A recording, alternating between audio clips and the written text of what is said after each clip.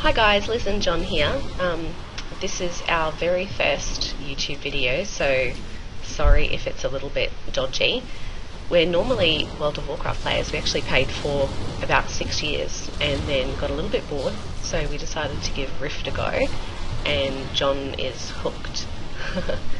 I don't mind it. It's actually a really good game. I just hit level 50 with my mage. This is John's character. It's a mage, yeah, new character, and this is a Rift boss that they're fighting from an invasion, I believe. Is that how it works? Yeah, that's how it works. You do a series of tasks to bring out the boss, and once you've completed the task, the boss will spawn. And then it's just a matter of grouping up and bringing them down. And the tasks, they get performed by a whole, like everybody on the realm that's in that area? Yes. Yeah, so if it says like, close, what does it say there? Close 10 wind rifts. Yep. If anyone on this server in this area closes the rifts, then you get that happen in your quest log. Yeah. It's not bad, and actually the servers cope really well with these. We tried Ion for a while, and the problem that we found there was that the lag was just enormous as soon as you got a group of people together. But Rift is actually pretty good at coping with a lot of people in the same area, which is nice. So this is a level 45 boss. It has about 1.5 million hit points. We've only got a small group at the moment, but the other faction is here as well, so they're helping bring the boss down. The best thing I like about this game in regards to rifts is once you ride into the area on your mount or walk in or whatever, you'll actually get a little button appear at the top of your screen that says join public group. You just click on it and you're immediately in the group, so you don't have to spam invite please, you're just automatically there. If you come in and you're already in a group and there's another group, your button will say merge public groups, so you are automatically in the raid and you're going to get you're going to get loot regardless of who brings them down.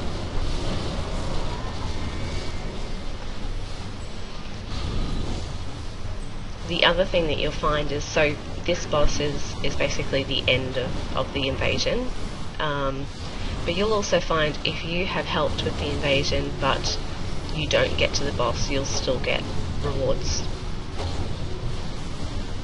Basically this boss only has one major ability.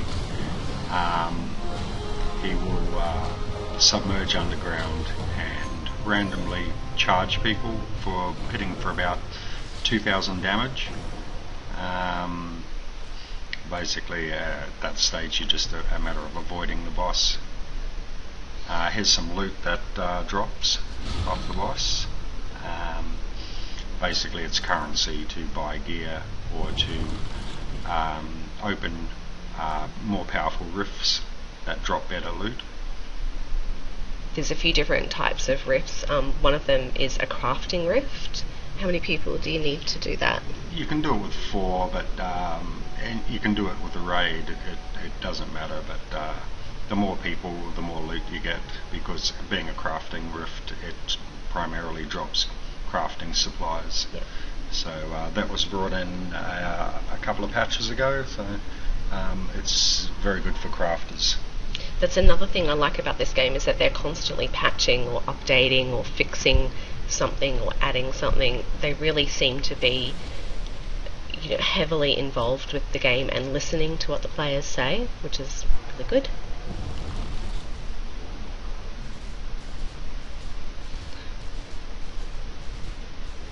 So that's the end of that rift then. That just completes. Everybody gets their gear. You don't have to loot from the corpse. You just press the little button, the little money bag button that comes up on the right hand side.